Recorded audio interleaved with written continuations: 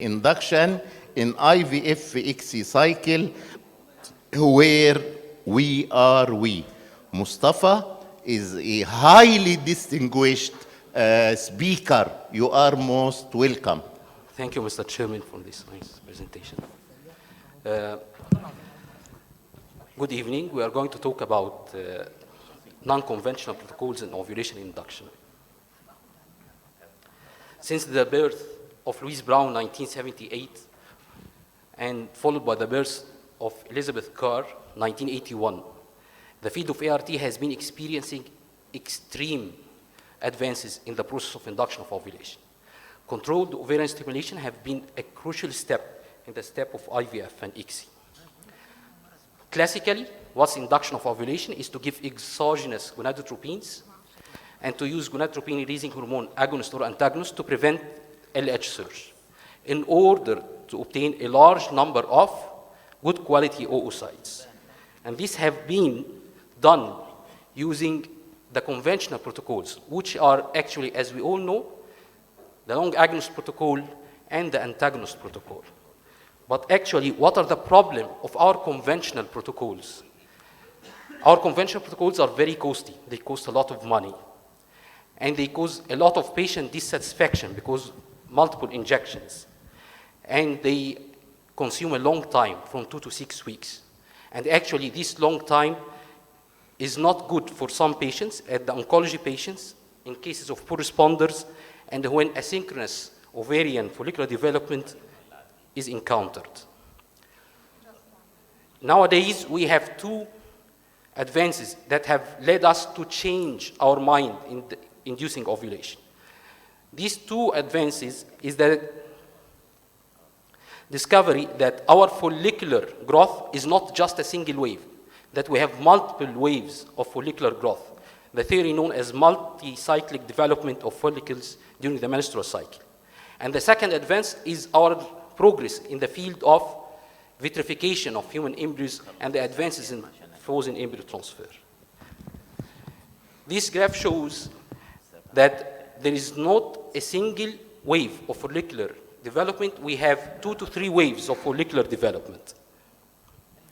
And based on these two theories, we have conducted new protocols for induction of ovulation, as we are using the theory of multiple follicular waves and the disarticulation between ovarian stimulation and embryo transfer. What are those protocols, those new protocols? Those new protocols include luteal phase ovarian stimulation, which means that controlled ovarian stimulation is started during the luteal phase. Late follicular phase ovarian stimulation, that we start ovarian stimulation in the late follicular phase after the 7th day of the cycle. We can do dual stimulation in the same cycle, both conventional in the follicular phase and during the luteal phase. And we can start induction of ovulation at any time in the cycle, which is known as the random start ovarian stimulation. And actually, we can use progesterone for inhibiting the LH surge in what is known as progesterone-primed ovarian stimulation. Let's talk first about luteal phase ovarian stimulation. We have numerous protocols that have developed during the last 5 years. We can induce actually luteal phase, which is known as luteal halt method. Or when we see the patient in the luteal phase, we can directly start ovarian stimulation without the need to give the gonadotropin-releasing hormone antagonist. We just start it as in the follicular phase when the leading follicle exceeds 12 to 14 millimeters. And we can start in the late follicular phase. And again, we start in the late follicular phase without giving the antagonist except when the leading follicle reaches from 12 to 14 millimeters. And this is how we do dual ovarian stimulation. And we can do dual ovarian stimulation starting first as a conventional cycle of ovarian stimulation, starting stimulation from day 2 to day 5. And then after the ovum pickup, we continue ovarian stimulation in the process of luteal phase ovarian stimulation, and then we do the second ovum pickup. And it's interesting that in dual stim, we can do the luteal phase ovarian stimulation without using any antagonist or without using any drug to inhibit the LH surge, because actually in the luteal phase, you have a high level of progesterone that alone can be sufficient to inhibit the LH surge. Or we can do duostim starting from the luteal phase of the intended cycle. So we start luteal phase ovarian stimulation, and we start the antagonist when the leading follicle reaches 12 to 14 millimeters, and then after the ovum pickup, we continue in the second luteal phase, a second ovarian stimulation. Actually, we can do 2 cycles with 2 ovum pickups just in a period ranging from 20 to 30 days, which is very efficient and is very important in some patients as oncofertility patients. And again, we have new protocols depending on the duostim. The first is known as New York proposition or New York protocol. In New York, they use oral agents for inducing ovulation, as clomiphene citrate or letrozole. And we have the Shanghai protocol that uses the HMG in both the follicular and the luteal phase. And we have the Italian protocol that uses the recombinant FSH and recombinant LH. Actually, these protocols, these non-conventional protocols, are really effective or not.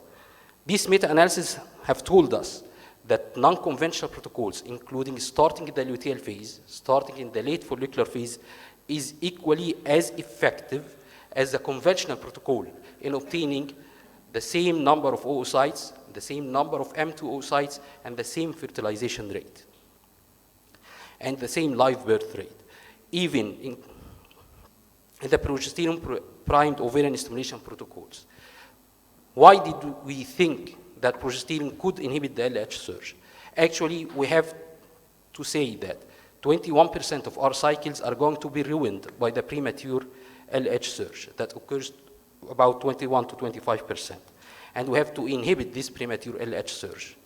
Basically, we knew that progesterone has a negative impact on the LH, but actually, recent research have provided evidence that progesterone actually does inhibit the pulsatile release of the gonadotropin-releasing hormone from the hypothalamus. And so it has a negative impact or a negative feedback mechanism on both the FSH and LH. But for progesterone to have its negative feedback mechanism, it should be first primed by estrogen. So we have to give estrogen priming, and then the progesterone is going to act and is going to inhibit the LH surge. How do we do these progesterone-primed ovarian stimulation protocols? We have 2 ways, just like the antagonist protocol. We can start the progesterone as a fixed progesterone protocol, starting from day 2 to day 3, with the start of the gonadotropins. And this is the first proposed method, and actually the most tested method. And again, as the antagonist, we can use the flexible progesterone-primed ovarian stimulation protocol. We can start progesterone when the leading follicle, grows to 12 to 14 millimeters. So we can use the progesterone just as if we are using the antagonist protocol. And of course, on all non-conventional protocols, including the progesterone-primed ovarian stimulation protocols, we do freeze all the embryos, and we do a frozen embryo transfer later on. This is a comparison between the 2 types of the progesterone-primed protocol and the conventional antagonist protocol. Again, what is the best type of progesterone that can be used? Every type of progesterone can be used to inhibit the LH surge. It depends on the dose. If you are using natural progesterone, you need 300 milligrams per day. If you are using dydrogesterone, you need more than 30 milligrams per day. Medroxyprogesterone acetate, about 10 milligrams per day. Drospirenone or even Dienogest, we can use it in the dose of 1 milligram and 2 milligrams per day. So every type of progesterone can be used in progesterone-primed ovarian stimulation protocols.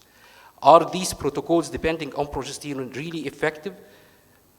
This meta-analysis of the various randomized control trials have told us that progesterone-primed protocols have the same clinical birth rate and live birth rate as the conventional ovarian stimulation protocols. And they have provided evidence that progesterone is even more sufficient in inducing LH suppression. And this is actually important in poor responders because premature ovulation, premature LH surge is a common finding in poor responders.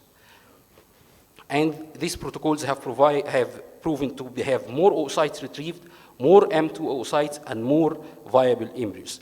And they proved to have a less incidence of ovarian hyperstimulation protocol because it does inhibit the endogenous LH and does help in preventing ovarian hyperstimulation in PCOS patients. But what about the safety of progesterone-primed ovarian stimulation?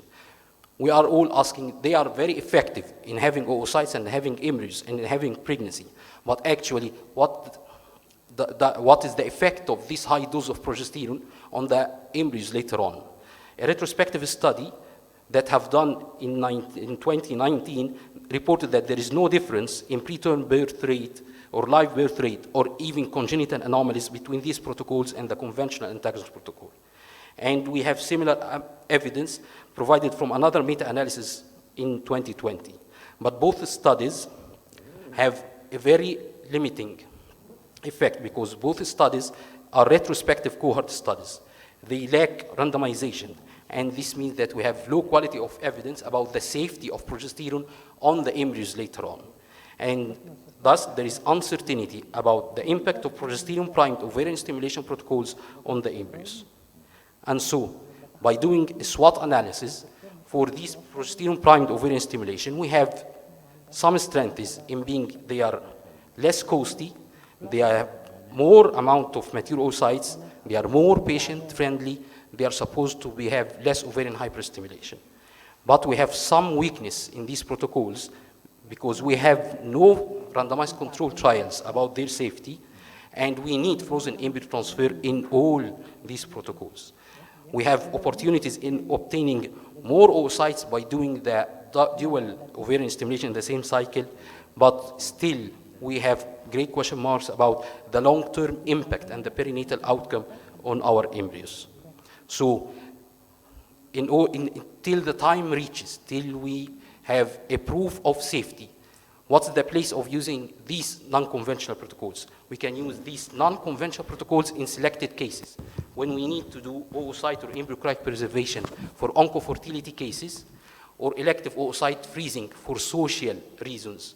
In certain patients of poor responders that fail to the conventional protocols, in the general IVF populations, under certain circumstances, as our circumstances in Egypt, we have much troubles with the drugs and with the prices of the drugs, so we can use the progesterone, which is actually very cheap and available, instead of the antagonist, which is not available and even very expensive. Thank you.